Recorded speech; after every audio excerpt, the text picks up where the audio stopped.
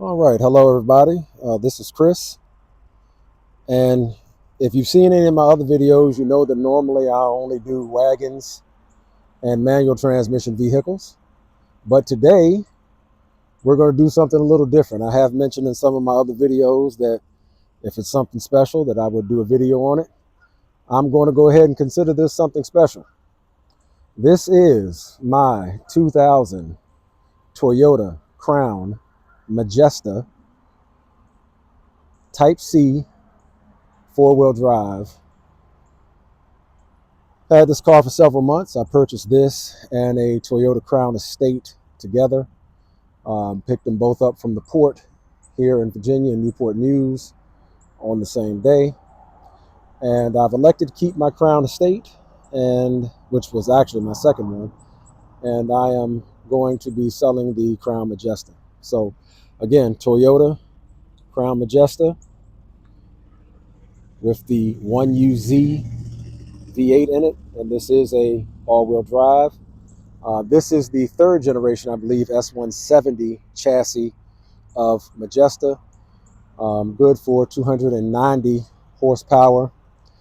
This vehicle has some options that you don't always see in the Toyota or JDM vehicles, period. This one has leather interior, which you see a lot in the United States. You don't see that often in Japan. Generally, the interior is cloth seats. I happen to like the cloth seats, to be honest with you, but it's nice that this one has the leather seats. It does give it a more luxury feel.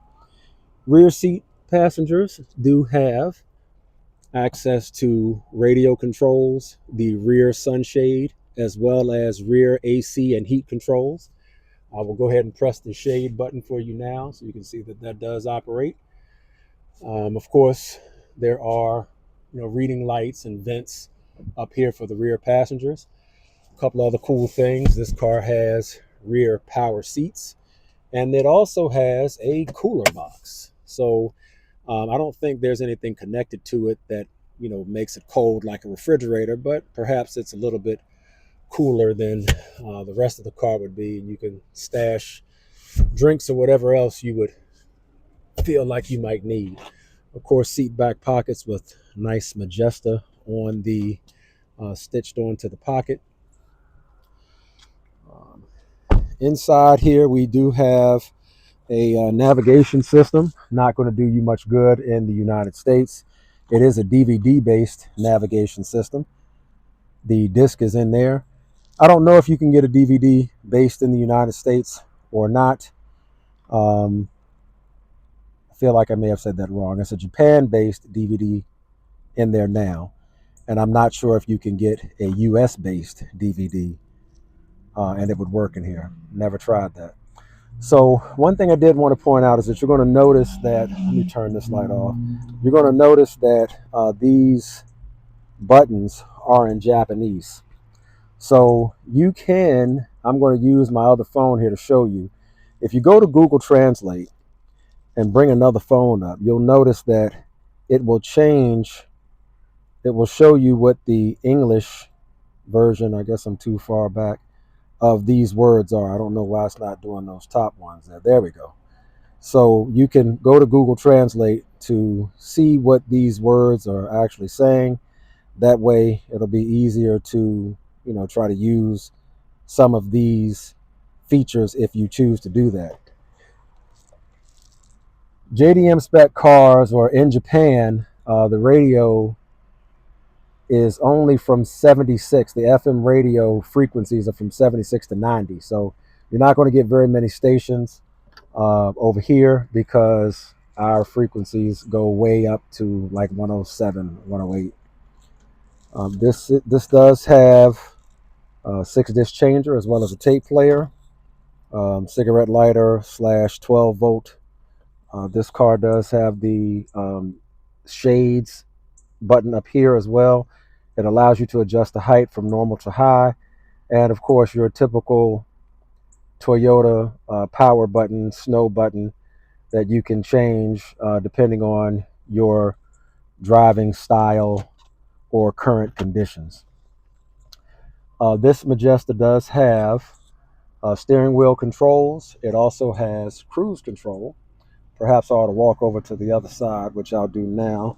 While I'm doing that, though, I'll go ahead and pop the hood. So while I'm walking over there, I can stop at the hood and show you the 290 horsepower variable valve timed 1UZ. There it is. Not a whole lot to see here.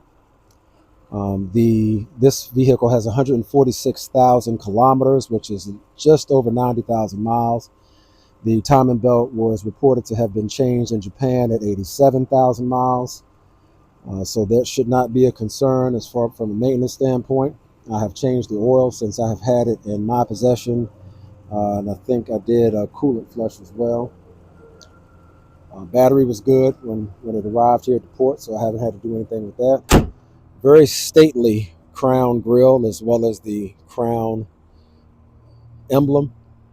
I believe these are called taxi lights. It's a pretty cool light. You'll notice it has like a greenish glow to it at night. I've always thought those were pretty neat. These are the aftermarket Oz wheels with almost brand new tires on them. So now, getting into the driver's seat. Typical power controls. There's your trunk release. There's your gas down there. This one does have heated mirrors, and every single JDM car I've ever had has the folding mirrors, so they will fold right in for you just like that. As mentioned before, this one does have cruise control, and it also has a heads-up display. So I'm going to try to see if I can get the camera to, there it is. All right, so let me try to see if I can zoom in a bit. All right, so there's the heads-up display.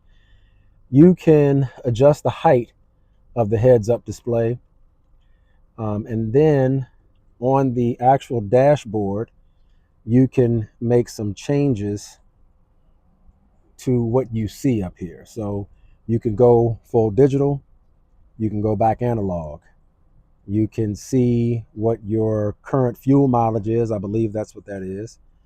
Temperature is here, and your distance till empty is here. So you could also do all of that in the fully digital mode. All the same things are available. So let's see. Air condition blows ice cold. One other thing I'd like to mention that I've always thought was cool on these cars is the swing button for these vents. And when the swing button is on, then they will automatically move back and forth on their own. Just a neat little feature. I always thought it was pretty cool. Again, AC is ice cold, heat is hot. This car does not have heated seats, though. That is something to point out. These are card readers for, I believe, Japan's toll system. So there's two things down here. There's this thing and whatever this is. You'll hear it speak in Japanese upon startup. So that's about it for the walk around. I might as well just go ahead and hop in here so I can one time this video, as I mentioned, and do a quick drive as I am getting ready to head back home. Again, my apologies for losing daylight, but I am going to take this off because I don't need to see that, and I will move that back up in case I'll be able to show you as I drive. All right, so as is very typical of specifically V8 Toyotas, this thing drives just beautifully. It has plenty of power. It has the smoothness that you would expect from a V8 based Toyota.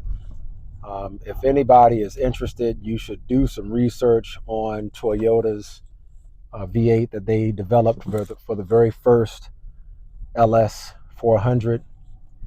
They spent like $1 billion developing this thing, and it is truly made to last. It is a marvel of an engine.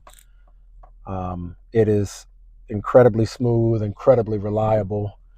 Million-mile engines is what they call them. So again, this thing is smooth, as much power as you choose to give it. This is not the type of vehicle that you know generally race around in, but if that's what you choose to do, that's fine. These vehicles were pretty much exclusively for, well, it wasn't exclusive, but the brass of Toyota executives. This was made the official car for Toyota executives in Japan. So everybody didn't have these. I think based on some of the comforts in the back, a lot of people were driven around in these cars. But just a nice example of Toyota quality in a right-hand drive JDM spec. Again, it's not perfect. There are some nicks and dings here and there. It photographs very well, but this black on this car definitely could use a good buff or clay bar, and that would definitely bring it out.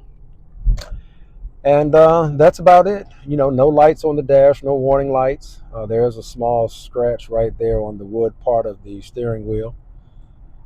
But that's about it. Just a very, very nice car, and it will make someone very happy, whoever the new owner will be. Feel free to ask any questions you may have. Thanks a lot for watching this video. Have a great day.